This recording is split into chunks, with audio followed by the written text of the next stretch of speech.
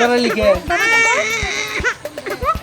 বাচ্চা কাঁদতেছে। একটা বাচ্চা আর মহিলা কই আছে? তোমরা যদি বিয়ার আগেই যদি কইতে যে তোমার একটা বাচ্চা আছে তখন তো আমরা বিবেচনা করতাম। আমি ওরে কাউরে দিতে পারবো না, কাউরে না।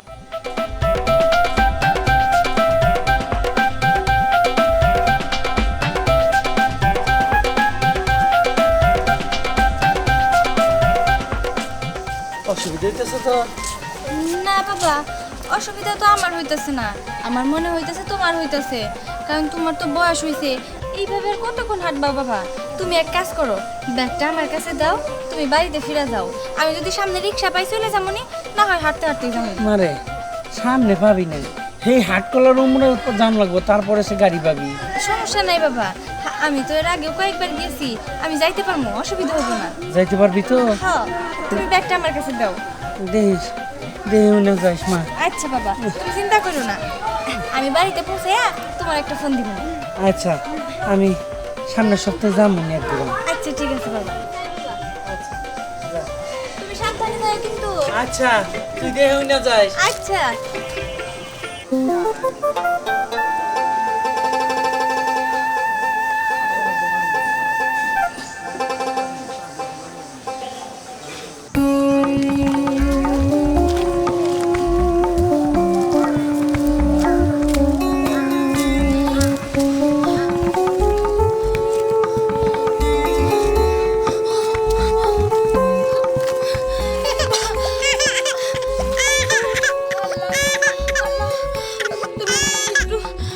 একটু রহমত করো না, আমি যেন আমার মেয়ের একটা ভালো জায়গায় রেখা মরতে পারি। আল্লাহ আল্লাহ, তুমি আমার মেয়ের দেখো, তুমি সারা দুনিয়াতে আমার মেয়ের কেউ নাই।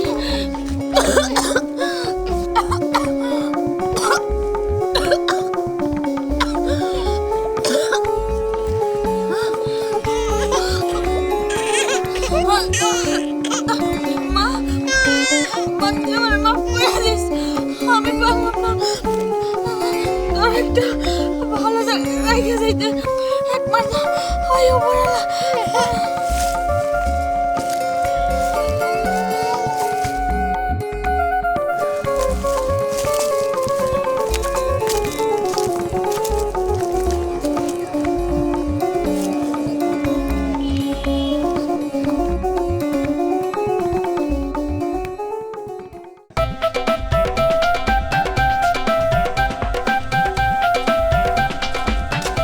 রুবেল, কই যাইতাছস? দোকান পারে যাই। দোকানে যা সারায়স, তোর কতদিন ধরে কইতাছি বৌমারে নিয়ে আয়, একটা নাতিপুতিও নাই যে ওগুলো খেলাধুলা করবো। আরে মা, আমার শ্বশুরই তো নিয়ে আইবো। আমি ফোন করছিলাম, বললো যে আমার শ্বশুরে নিয়ে নাকি আজকে আইবো। তারপরে তুমি খালি প্রতিদিন খালি শ্বশুর বাড়ি নিয়ে আয় নিয়ে আয় নিয়ে আয়। আমার এত শ্বশুর বাড়ি বেড়াইতে ভালো লাগে না মা, তুমি জানো না? তোর বেড়াইতে কেটা কইছে? তুই যাবি, যে বড় লয়ে আইবি, যাওয়ার আগে ফোন দিয়ে দিলি তো যে তুমি রেডি হয়ে থাকো, আমি নিয়ে আইতাছি, তাহলে তোর বেড়াইতে হয় না। সব কিছু ঠিক আছে, একটা জিনিস মনে করো, শ্বশুর বাড়ি যদি যাই, গেলে আর ওই বাড়িতে আমি আসতে পারি না। ওই শাশুড়ি বলে একদিন থাকো, শ্বশুর বলে একদিন থাকো, আবার পাশের বাড়িতে যদি মেহমান আহে, ওই চাচা শ্বশুর বাড়িতে দাওয়াত করে যে আমার ঘরে একদিন খাইয়া দাও। মানে যাইতে যাইতে আমাকে 5-7 দিন এমনি চলে জায়গা। আমার আর বেড়াইতে ভালো লাগে না মা, তুমি জানো না? হইছে হইছে, তোর লাগে আর পারতাম না। আচ্ছা ঠিক আছে, তাহলে আমার এখন যাইতে পারি আমি? শোন, আজকে যদি বউ না হে, কালকে সকালে আমি তো নানা বাড়ি যাবো গা, তারপর দেখবো তুই কেমন খাওয়াস। আচ্ছা ঠিক আছে, তুমি যদি নানা বাড়ি যাও যাও, আমি একাই থাকতাম না। একা রান্না বান্না করে খাইতে হবো তো, কোনো সমস্যা নাই, আমি পারুম, আমি শিখছি এখন। তারপরে বউ আনবি না? আরে আমি আনবো কেন, বউরে তো নিয়ে আসবো আমার শ্বশুরে, আমি তো বললাম তোমারে। আচ্ছা ফোন দে আজকের ভিতরে আইতে। আচ্ছা ঠিক আছে, আমার লাগে সকালই কথা হইছে যে রওনা হওয়ার কথা আছে, হয়তো কিছুক্ষণের ভিতরে চলে আইতে পারে মা, তুমি এত টেনশন করো না, আমি এখন দোকানে যাই। আচ্ছা ওই যে টেবিলে যে খাবার দিছি খাইছিলি? হ মা, ওগুলো সব খাইছি, আচ্ছা। এখন আর কোনো চিন্তা নাই, আমি গেলাম। আচ্ছা যা, ঠিক আছে। সাবধানে যাইস। আচ্ছা মা। পাগল পোলা।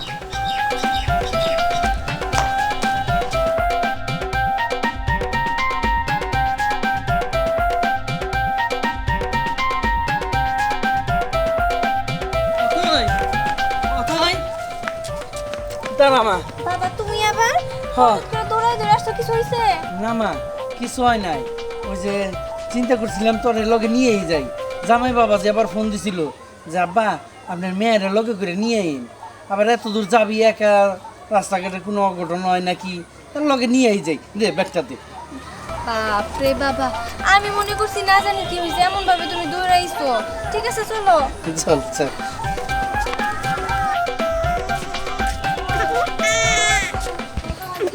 কি রে কারালি কে? বাচ্চা কাঁদতেছে। একটা বাচ্চা আর মহিলা কইরা আছে। বাবা চলো তো। চল। এ কি? একটা বাচ্চা এই জায়গায় কাঁদতেছে বাবা। কোলে নে। কোলে নিতেছি।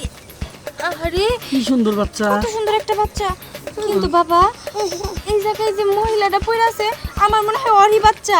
কিন্তু দেখো তো বাবা কি হয়েছে ওনার। কই গো ওই মা, এই যে শুনছো? ও মা, রক্ত? তোমরা তো রক্ত কে গো?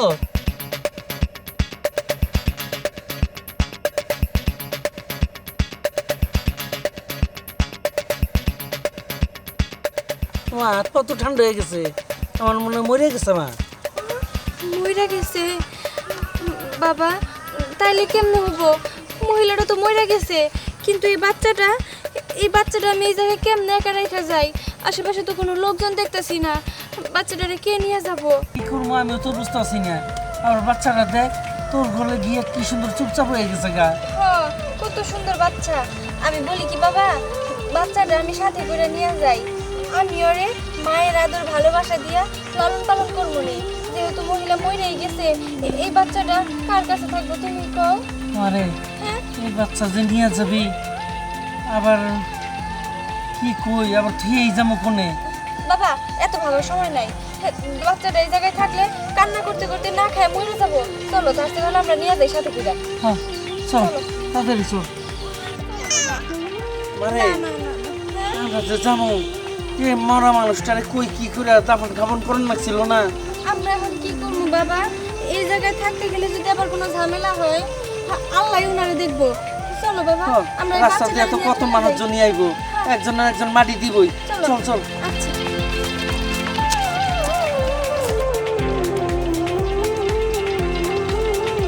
কি চলো তোমার নতুন বাড়ি নিয়ে যাইতেছি।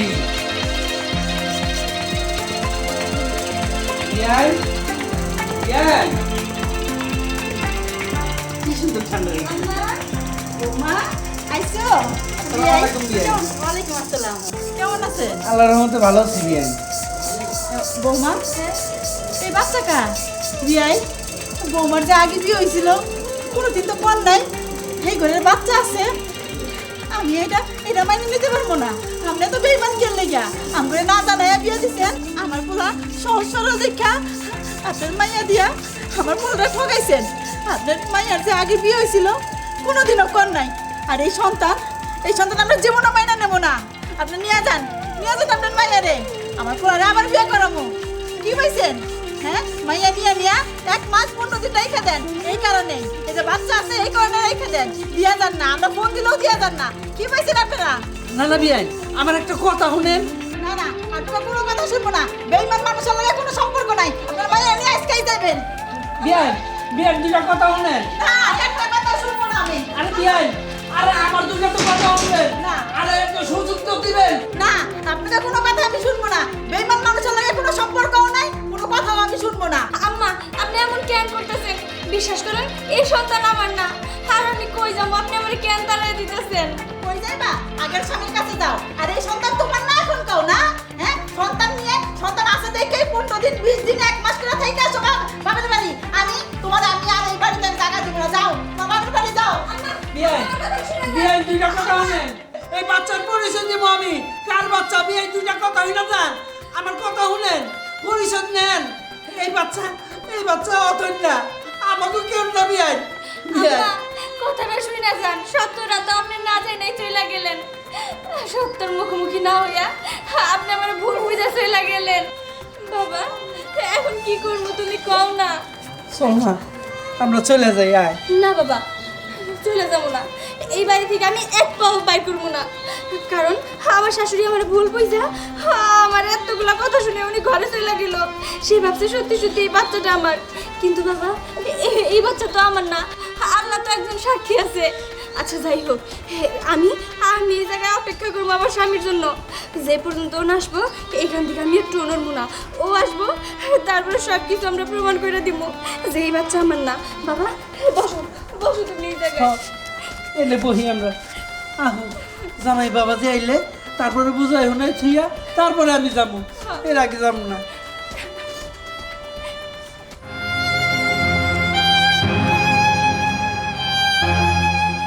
হে আল্লাহ, আমি আমার এই বাচ্চাটারে কই খুঁজি, কই পামো, কে বা নিয়ে গেল। আল্লাহ, তুমি আমার একটা পথ দেখায় দাও। আমি আমার জীবন সাথীরে হারাইছি, এই সাথে আমার কলিজার টুকরা আমার বাচ্চাটাকে কেড়ে নিও না আল্লাহ। যেখানেই থাকুক, যে অবস্থাতেই থাকুক, আল্লাহ তুমি তুমি ওরা আমার বুকে ফিরিয়ে দাও। আমার বাকি জীবনটা ওরা আমার বুকে পেতুকা বেঁচে থাক। তুমি আমার রহম করো আল্লাহ, রহম করো।